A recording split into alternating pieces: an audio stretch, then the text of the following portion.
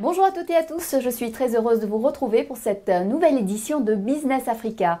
Cette semaine, dans votre magazine de l'économie et de l'entreprise, nous suivons les progrès du continent vers l'autosuffisance alimentaire et nous regardons les efforts de l'Afrique australe contre la pénurie d'électricité. Mais tout de suite, voici les titres. Transformer, produire et assurer l'autosuffisance alimentaire de ses concitoyens, c'est le rêve devenu réalité d'Okapi Agrobusiness à l'est de la RDC. Nous avons commencé par la transformation, mais nous encadrons à travers des coopératives agricoles, nous encadrons les agriculteurs et les éleveurs aussi parce que c'est eux qui nous fournissent les matières premières. Adieu au kérosène et au groupe électrogène, les panneaux solaires font une arrivée triomphante dans les villages gabonais. Le groupe électrogène nous revenait cher parce qu'en termes de kérosène, il faut, pour faire fonctionner cette structure, beaucoup de litres. Moins d'arrosage, moins d'insectes nuisibles et plus de fruits et légumes frais. La culture en serre tient ses promesses en Somalie. Certains légumes venaient de Nairobi, mais ils sont maintenant disponibles à Mogadiscio. Dans notre pays, nous pouvons obtenir de meilleurs produits frais qui durent longtemps. L'autosuffisance alimentaire comme un préalable au développement économique et même au retour de la paix. Cette conviction, elle s'est imposée à Bernard Bahati, un entrepreneur congolais de l'Est de la RDC, dans sa province du Nord Kivu, aujourd'hui ravagée par la guerre entre les forces armées congolaises et les rebelles du M23. Le secteur agricole est très affecté. C'est pourquoi Bernard Bahati a décidé de contribuer à la sécurité alimentaire de la région avec son usine de transformation de maïs qui emploie 50 personnes et qu'il a lui-même financée. C'est Okapi Agrobusiness, un précieux encadrement des agriculteurs et des éleveurs. Regardez. La minoterie Okapi Agrobusiness est installée au quartier Budjovu, dans la ville de Goma, à quelques mètres de la frontière entre le Rwanda et la RDC. Des maïs venus de différents territoires de la province du Nord Kivu, du Sud Kivu, du Tanganyika et d'autres régions de la RDC sont stockés ici avant leur transformation. Okapi Agrobusiness est une usine de transformation de produits agroalimentaires 100% congolais. Elle a une capacité de production de plus de 50 tonnes de farine par jour. Nous avons constaté que nous n'étions cités que dans les mal parce que quand vous tapez jeunesse congolaise ou bien l'Est du Congo, l'image n'était qu'autour de la guerre, viol, ainsi de suite. Et nous nous sommes dit pourquoi ne pas donner une bonne image quand même.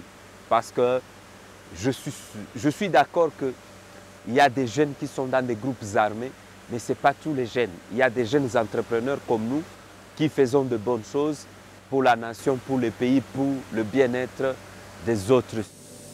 Bernard Bahati, c'est cet homme, 37 ans, ce jeune entrepreneur congolais, a pu maintenir la ville de Goma face à l'ouragan qui la secoue depuis plusieurs mois, en raison notamment de la guerre entre les forces armées de la République démocratique du Congo et les rebelles du M23. Plus de 87% de la population de la ville de Goma consomme la farine de maïs. Malheureusement, le territoire de Rutshuru, premier producteur de maïs en province, est en guerre. Les relations entre les pays voisins, dont le Rwanda et l'Ouganda, ne sont pas suffisamment bonnes pour que la population puisse s'y ravitailler. Mais comme l'usine Okapi avait encore des maïs dans son stock, la ville est toujours alimentée. Nous avons voulu créer un écosystème.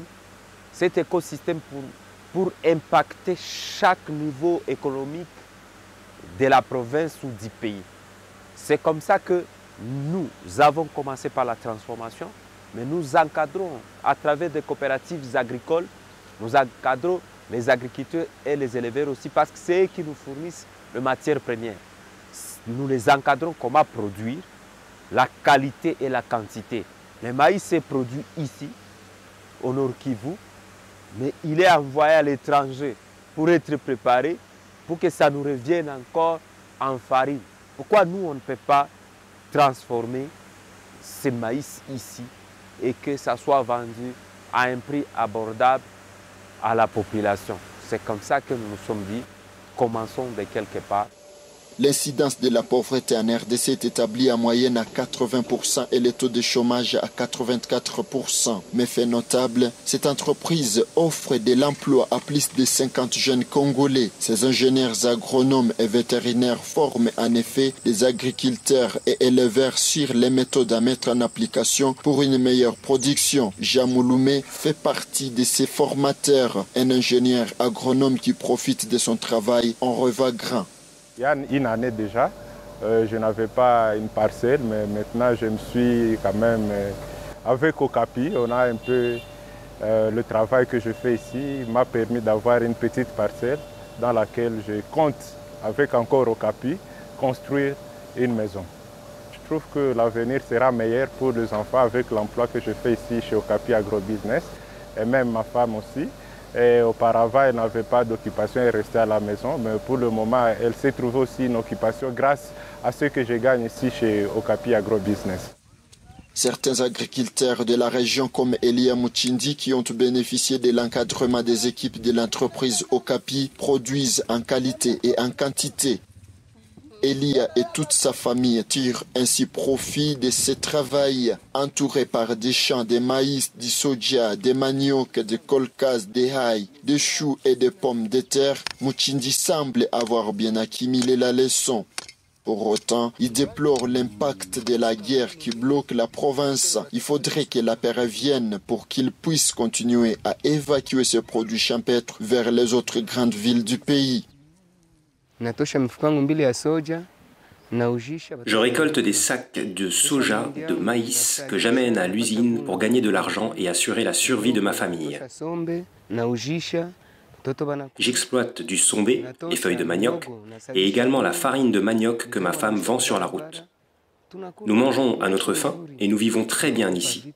Mais nous avons peur de la guerre, car beaucoup de personnes ont fui ce village. Je souhaite que cette guerre touche à sa fin, afin que l'on puisse continuer à cultiver et profiter de nos champs. Et si cette guerre prend vraiment fin, nous pourrons enfin retrouver notre ancienne vie. Selon Bernard Bahati, la première phase du projet Okapi Agrobusiness qui porte notamment sur la production de la farine de maïs a coûté 1 467 000 $ américains. La deuxième phase du projet devrait porter sur la fabrication de boissons non alcoolisées et les surgelés de pommes de terre. Elle nécessitera un investissement supplémentaire de 2 500 000 $ américains. Le projet global comprenant l'emballage, la conservation et la commercialisation vers d'autres villes du pays est évalué à 7 millions de $ américains. Un exemple de courage entrepreneurial et aussi une démonstration que la sécurité alimentaire pourrait rapidement être à portée de main dans l'est de la République démocratique du Congo. L'accès à l'électricité, l'enjeu est de plus en plus pressant en Afrique du Sud. Les difficultés de l'opérateur public Eskom ont débouché sur des coupures tournantes qui peuvent aller jusqu'à une dizaine d'heures. La ville du Cap a décidé de réagir. Pour pallier au blackout et à leur impact sur l'activité économique, la municipalité va se tourner vers l'énergie hydroélectrique.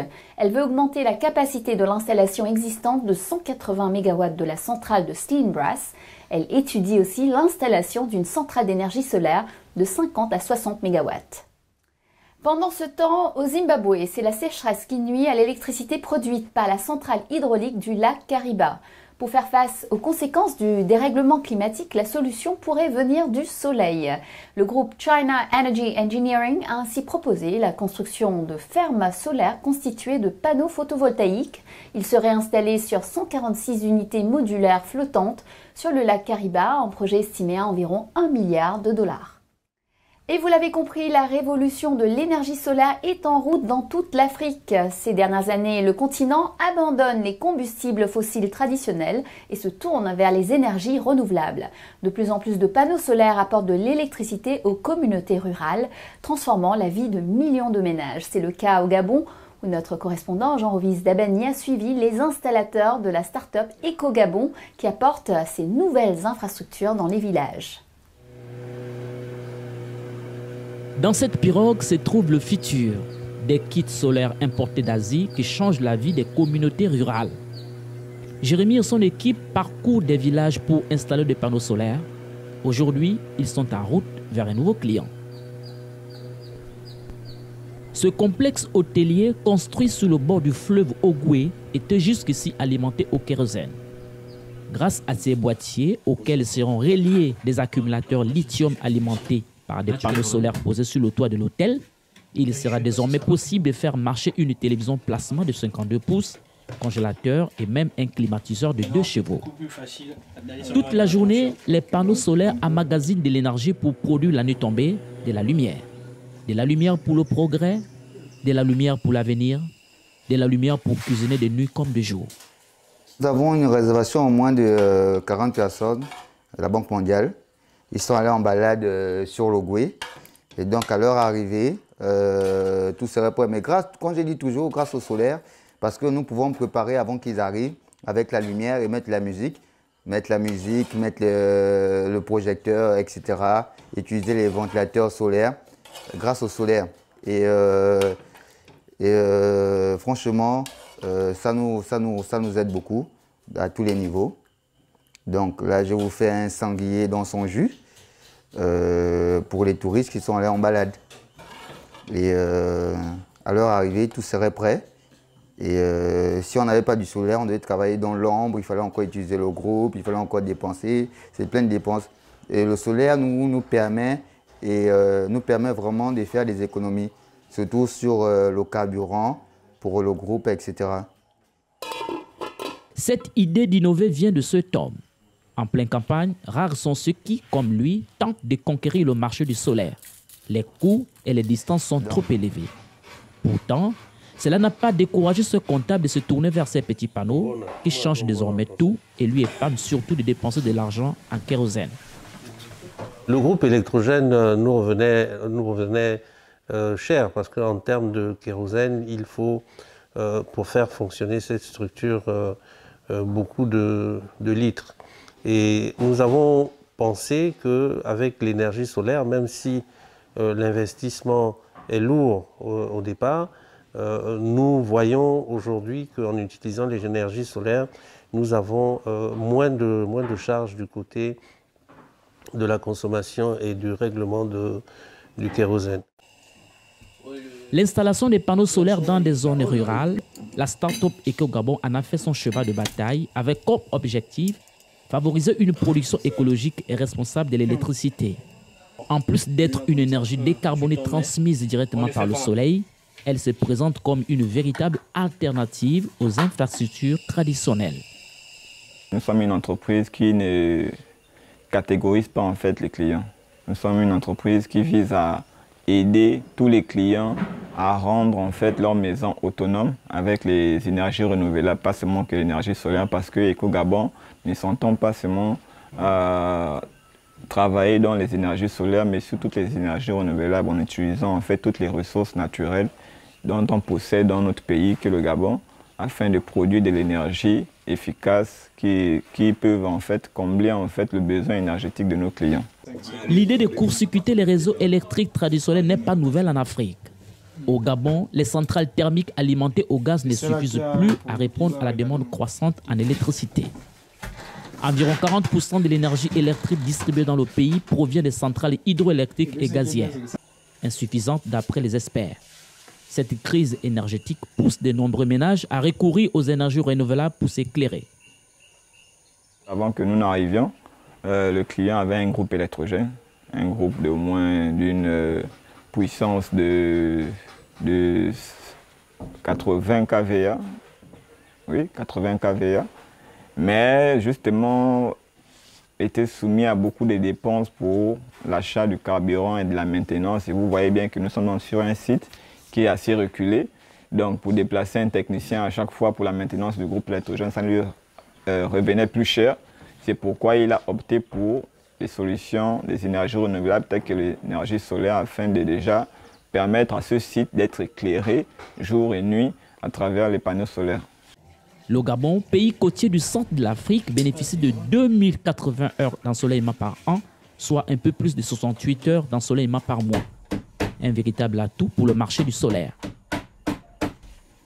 Le Gabon est effectivement un terrain propice pour l'énergie solaire, et cela à bien des niveaux, notamment sa localisation géographique, car vous n'êtes pas sans savoir que le Gabon est sur la ligne équatoriale et en plus sous les tropiques, ce qui en fait un pays doublement baigné par le soleil.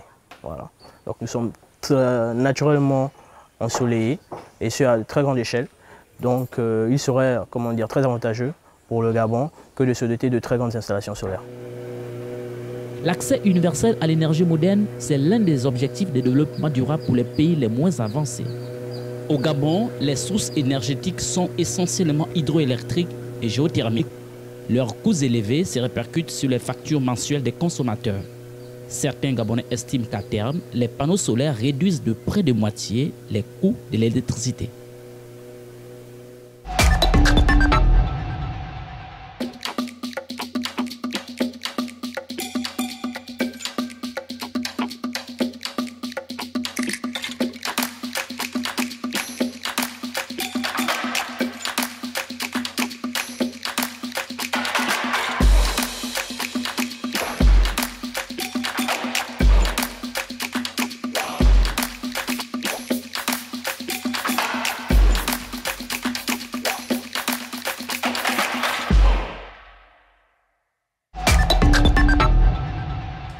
Bienvenue dans la deuxième partie de notre émission.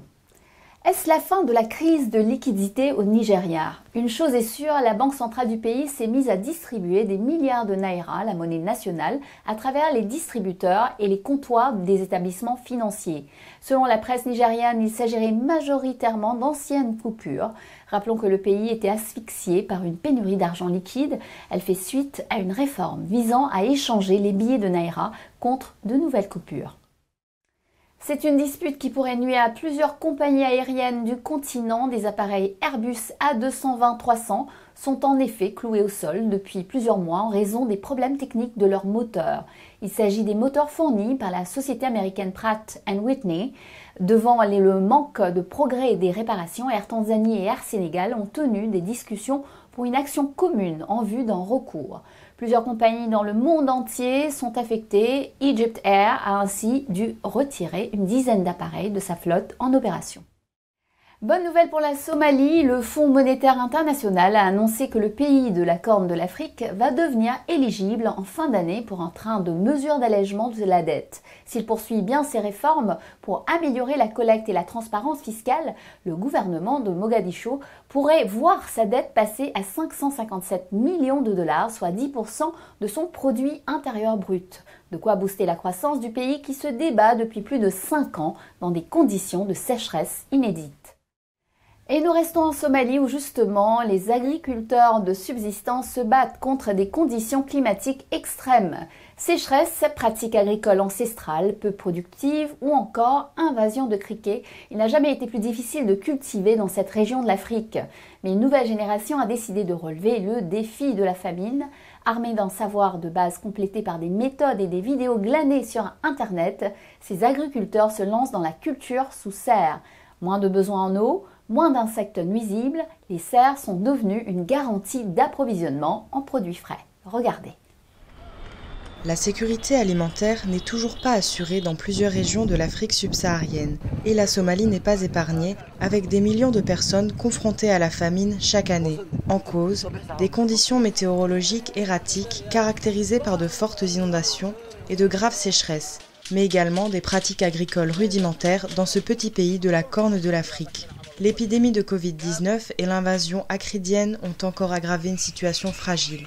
Mais les jeunes Somaliens ont décidé de relever ces défis en se tournant vers la sériculture, l'agriculture sous serre, non seulement pour stimuler la production alimentaire, mais aussi pour gagner leur vie.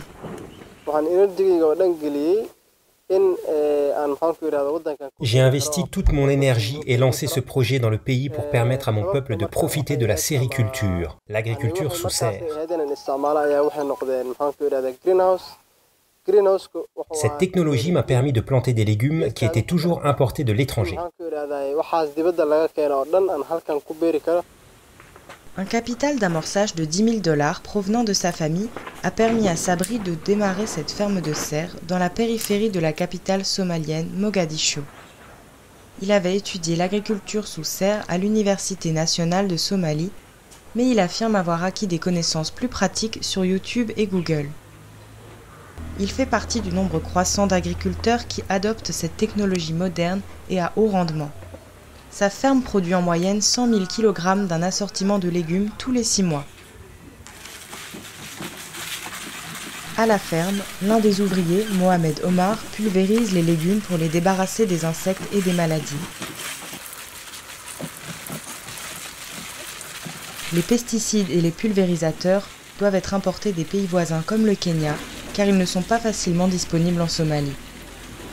Certaines des cultures de cette ferme comprennent le poivron, les tomates et les concombres.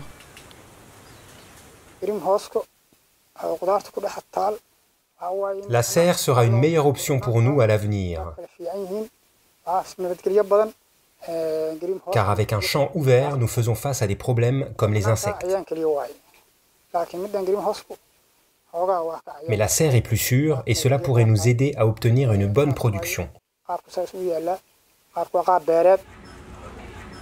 Les technologies des serres assurent désormais aux commerçants des produits frais et de qualité qui arrivent à temps sur le marché.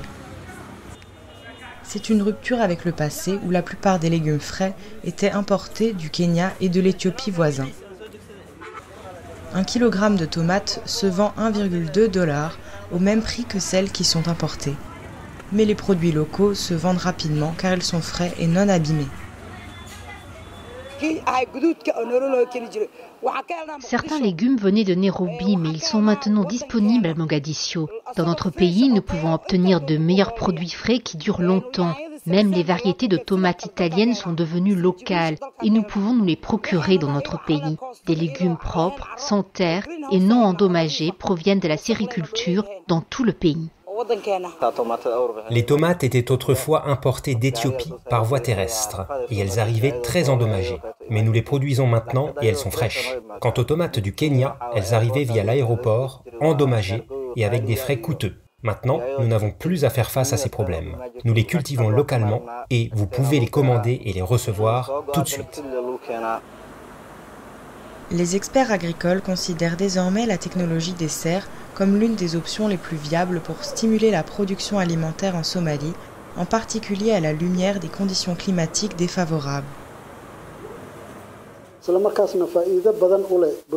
Ce secteur est important pour nous, en particulier pour les agriculteurs qui peuvent désormais produire des légumes à chaque saison.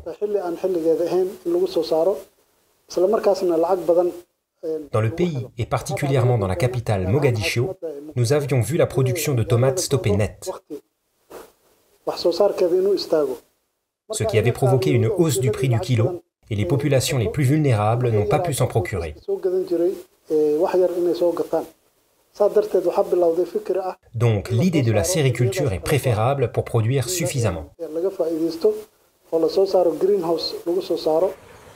Avec plus de la moitié de la population confrontée chaque année à de graves pénuries alimentaires, la Somalie fait partie des pays les plus touchés par l'insécurité alimentaire au monde. Cependant, des initiatives telles que la sériculture et l'utilisation de ces technologies des serres pourraient grandement contribuer à atténuer ces pénuries alimentaires persistantes dans le pays. Et voilà, Business Africa, c'est fini pour aujourd'hui. Je vous retrouve la semaine prochaine, même chaîne, même heure, pour Initiative Africa. Je recevrai Joyce Gachuli, directrice pour le Kenya du groupe Petco, qui nous parlera des défis du recyclage en Afrique. En attendant, vous pouvez revoir cette émission sur notre site africaona.com et nous suivre sur nos réseaux sociaux. N'hésitez pas à liker, partager, commenter en utilisant le hashtag Business Africa. Bonne semaine à tous, à la semaine prochaine.